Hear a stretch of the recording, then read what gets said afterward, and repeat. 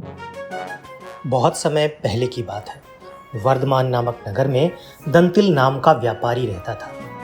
अथक परिश्रम, लगन और कुशलता के कारण उसका व्यापार दिन दूनी रात चौगुनी वृद्धि कर रहा था।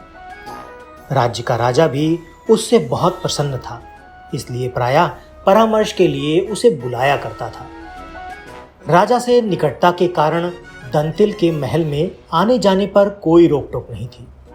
वो पूर्ण अधिकार के साथ बेरोक टोक महल में विचरण किया करता था।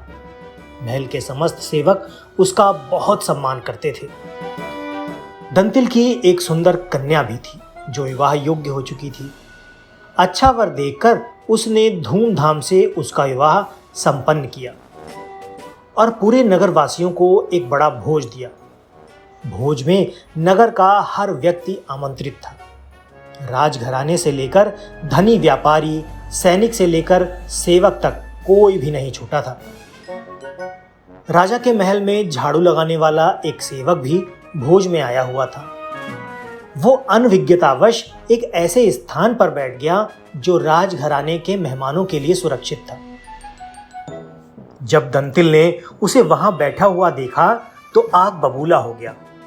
उसने उसे अपमानित कर भोज से भगा दिया। अपने साथ हुए इस व्यवहार से सेवक क्रोधित हो गया और उसने प्रतिशोध लेने की ठान ली। अगले दिन राजा के कक्ष में झाड़ू लगाते समय जब उसने देखा कि राजा अर्ध निद्रा की स्थिति में है तो बड़बड़ाना शुरू कर दिया। ये दलित व्यापारी इतना गिर गया है कि रानी से दुर्व्यवहार करने लगा है। राजा ने जब ये बात सुनी तो तत्काल आंखें खोल दी। उठकर उसने सेवक से पूछा, जो तुम कह रहे हो क्या वो सच है? सेवक कहने लगा, महाराज, मैं कल रात ठीक से सो नहीं पाया, इसलिए नींद में कुछ भी बड़बड़ा रहा हूँ। मुझे क्षमा कर दीजिए महाराज। राजा उस समय मौन रहा, किंतु सेवक के जाने के बाद उसकी बातों पर विचार करने लगा। उसे उनकी सत्यता पर पूर्ण विश्वास नहीं था, लेकिन मन में दंतिल के प्रति संदेह का भाव उत्पन्न हो चुका था। फलस्वरूप उसने उसकी महल में बेरोक-टोक आवाजाही पर पाबंदी लगा दी।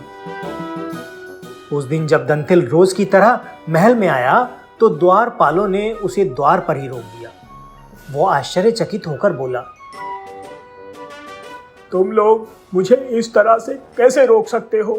क्या मुझे नहीं जानते? द्वारपालों ने उसे राजा के आदेश से अवगत कराया।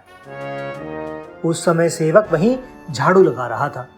वो दंतिल पर व्यंग बाण छोड़ते हुए बोला, अरे द्वारपालों, तुम लोग इन्हें नहीं जानते। ये महाराज के खास हैं। इनका इतना रुतबा है कि ये किसी को भी कहीं से भी भगा सकते हैं। मुझे कल इन्होंने अपने भोज से अपमानित करके भगा दिया। कहीं तुम लोगों को महल से ही ना भगा दें। सेवक की बात सुनकर दंतिल समझ गया, हो ना हो जो उसके साथ हो रहा है उसमें उस सेवक का ही हाथ है। उस समय तो वहां से चला गया, किंतु कुछ दिनों बाद उसने सेवक को अपने घर में बुलाया। उसका खूब आदर सत्कार किया, उसे शानदार भोजन करवाया और ढेरों उपहार देकर विदा किया। जाते समय उसने सेवक से क्षमा भी मांगी। मुझे क्षमा करना मित्र, उस दिन मुझे तुमसे वैसा व्यवहार नहीं करना चाहिए था। इतनी आव भगत से सेवक पहले से ही प्रसन्न हो चुका था। दंतिल के क्षमा मांगने पर उसका मन द्रवित हो गया।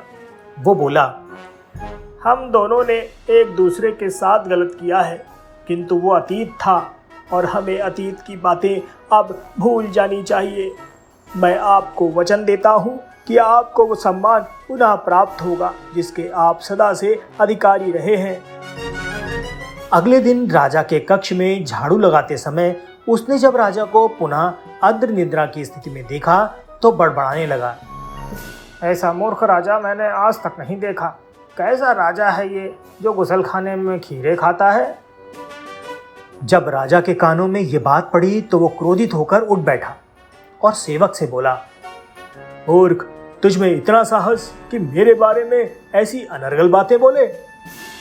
सेवक ने राजा के चरण पकड़ लिए और कहने लगा, महाराज क्षमा कर दें, नींद पूरी न होने पर उन्नीदी अवस्था में मेरे मुंह से कुछ भी अनाप शनाप निकल जाता है, मुझे क्षमा कर दें महाराज।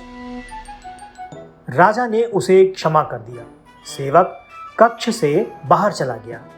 राजा पलंग पर बैठा बैठा ही सोचने लगा कि यह मूर्ख सेवक जब मेरे बारे में कुछ भी अनर्गल बड़बड़ा सकता है तो दंतिल के बारे में भी बड़बड़ा सकता है। मुझे इसकी बातों में नहीं आना चाहिए। व्यर्थ ही मैंने दंतिल से महल में आने जाने का अधिकार छीन लिया। राजा ने तत्काल अपने आदेश वापस ले लिए और दंतिल को पुनः महल में सारे अधिकार प्राप्त हो गए। इस तरह दंतिल को अपनी खोई हुई प्रतिष्ठा पुनः प्राप्त हो गई।